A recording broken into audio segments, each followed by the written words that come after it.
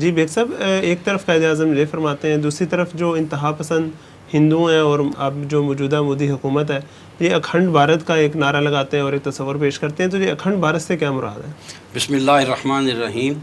Doctor صاحب، بات یہ ہے کہ بھارت کا یہ دعویٰ کہ ہم اکھنڈ بھارت قائم کریں گے ایک تاریخ کے ساتھ ایک بہت بڑا مذاق ہے، بلکہ ایک بڑا بھونڈا مذاق ہے۔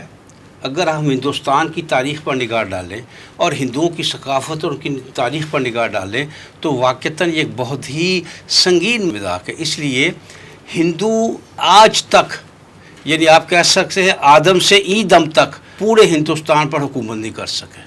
آج تک پورے ہندوستان پر حکومت نہیں کر سکے۔ ہندوؤں کا دعویٰ خاص طور پر اشوکا کے بارے میں، اشوکا دی گریٹ بہت بڑا شہنشاہ تھا۔ پہلی بات تو یہ جھوٹ ہے، اشوک ہندو نہیں تھا۔ اچھا، اشوک بدھ مت مذہب سے تعلق رکھتا تھا، لیکن ایک لحاظ سے اسے ہندو اس لیے کہتے ہیں کہ ہندو سے کنورٹ ہوا تھا وہ، لیکن وہ ہندو نہیں تھا، وہ بدھ مت تھا جب وہ بادشاہ بنا۔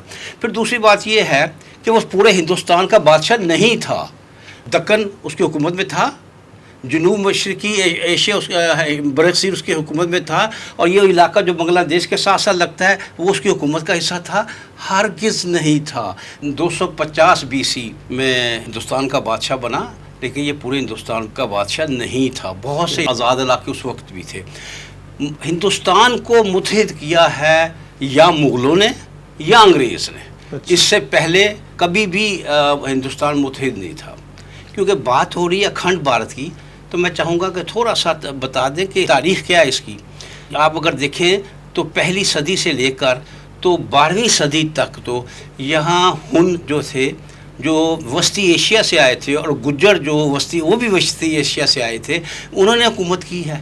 اور ہندوؤں کی حکومت جگہ بجگہ ریاستوں کی صورت میں تھی، لیکن اصلاً ہن اور گجر حکمران تھے۔ کشان کی بہت بڑی سلطنت انہوں نے قائم کی، لیکن وہ بھی سارے ہندوستان پر نہیں تھی۔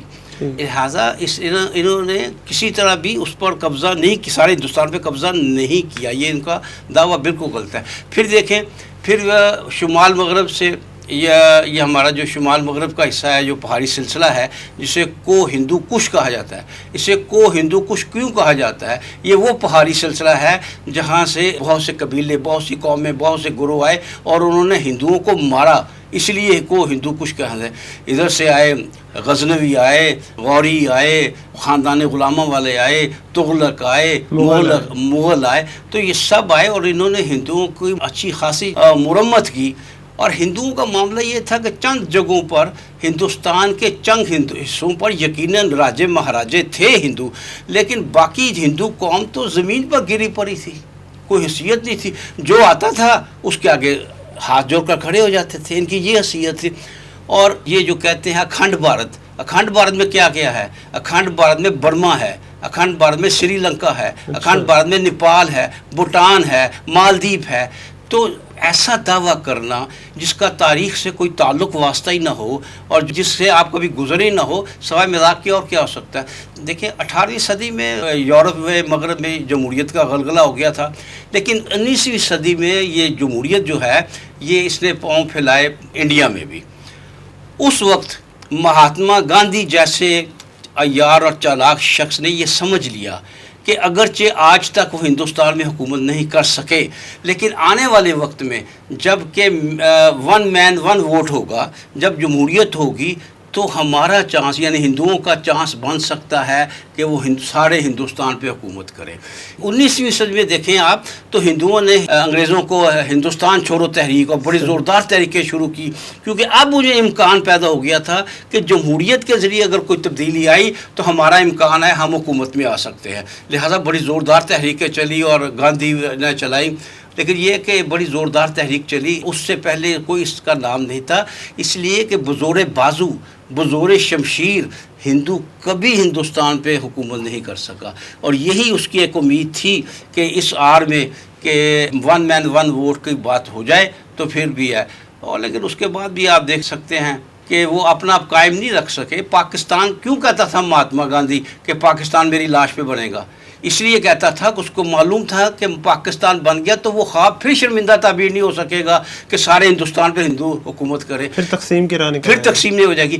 پھر یہ کہ جب پاکستان کا فیصلہ ہو گیا تب بھی یہ لوگ کہتے رہے کہ پاکستان تو چند ماہ میں پھر دوبارہ گر جائے گا اور پھر سارا بھارت ایک ہو جائے گا، یہ ان کی خواہش تھی جو اس وقت بھی تھی اور اب بھی، اور اب اس لیے نہیں پوری ہو سکتی کہ ایک ان کا ہمسایہ چین آ گیا ہے جو ان سے نبٹنے لگے لیتے ہیں، کیونکہ وہ تو آتی ہے نا نیپال بھوٹان سے، اور زیادہ سے پاکستان سے بھی دو ہاتھ کر لیتے ہیں کیونکہ یہ باقی سب کمزور ملک ہیں، لیکن ایک چین ہمسایہ آ گیا ہے جو ان کے پہلے بھی پر کاٹ رہا ہے، جو ان کے پہلے حصوں پر بھی قبضہ کر رہا ہے، اور لہٰذا کوئی توقع نہیں ہے کہ اس طرح کا کوئی معاملہ ہو سکے کہ اکھنڈ بھارت قائم ہو سکے۔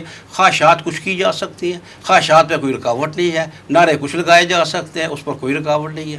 ایک آدھ پہلو ہے جو میں جس پہ گزارشات کرنا چاہوں گا۔ ایوب بیگ مرزا صاحب نے بہت اچھے طریقے سے سارا وہ سیاسی پس منظر بتایا، اشوک کے زمانے کا ذکر کیا۔ اصل میں وہ جو ہندو جس میں پرائڈ لیتے ہیں، فخر کرتے ہیں، وہ چندر گپت موریہ کا زمانہ ہے جس میں ان کا فلسفہ بھی بنا اور نئی سے نئی چیزیں، لیکن یہ سارا معاملہ جو ہے وہ سیاسی طور پہ وہ میرا خیال ہے اس پہ نہیں اپنے آپ کو، اپنے فلسفے کو، اپنے نظریے کو آگے نہیں بڑھاتے۔ وہ ذہنی طور پہ جو سمجھتے ہیں کہ وہ یہ علاقہ جو خطہ ہے جس کو ہم بر صغیر کہتے ہیں، جس میں جتنا بھی آپ علاقہ شامل کرتے جائیں کر سکتے ہیں، وہ سمجھتے ہیں کہ وہ اس کے مالک ہیں، اور مالک ہونے کا ثبوت اس طرح آپ دیکھ سکتے ہیں، یہ میرا خیال ہے آنی چاہیے لوگوں کے سامنے باتیں، کہ ہندوستان میں بہت سے نئے فلسفوں نے جنم لیا، بہت سی نئے مذاہب نے بھی جنم لیا، جس میں دو واضح مثالیں میں دینا چاہوں گا۔ ایک بدھ مت کا مذہب تھا، اشوک یہ کہہ رہے ہیں اسی کا پیروکار تھا، اور دوسرا جین مت تھا۔ اس کے علاوہ اور بہت سی تحریکیں چلی، لیکن آج کے ہندوستان میں نہ کوئی بدھزم ہے، نہ کوئی جین مت ہے، نہ کوئی اور چیز ہے، ہندو ہی ہندو ہیں۔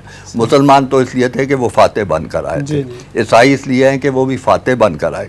تو وہ دینی طور پہ یہ سمجھتے ہیں کہ ہمارے ہوتے ہوئے کسی نئی تحریک، کسی نئی دین، کسی اور مختلف دین کے پیروکار کی کوئی جگہ اور گنجائش ہی نہیں ملتی۔ اصل میں اکھنڈ بھارت کی سوچ جو ہے اس قسم کی سوچ پہ مبنی ہے۔ اچھا، چندر گپت موریہ بھی، خالد صاحب، چندر گپت موریہ بھی سارے ہندوستان کا میں وہ آپ سے اتفاق کر رہا ہوں، لیکن میں کہتا ہوں وہ ذہنی طور پہ سمجھتے ہیں کہ یہاں کسی کا حق ہی نہیں رہنے کا۔ اگر یہ حق سمجھتے تو وہاں سے بدھ مت بھی غائب نہ ہوتا، جین مت بھی غائب نہ ہوتا، اور کئی تحریکیں جو چلی تھیں وہ بھی موجود ہوتی، لیکن دیکھیں کہ انہوں نے اس کا نام و نشان تک مٹا دیا ہے۔ ایک اسلام جو ہے اس نے وہ اسلام تو ایک سیاسی طور پہ تھا نا، فاتح تھا، اور پھر بہت اونچا ایک ہمارا دین ہے، سوچ ہے، فلسفہ ہے، اس پہ نہیں وہ قابو پا سکے، اور بلکہ وہ ان کی بڑی ناکامی ہے۔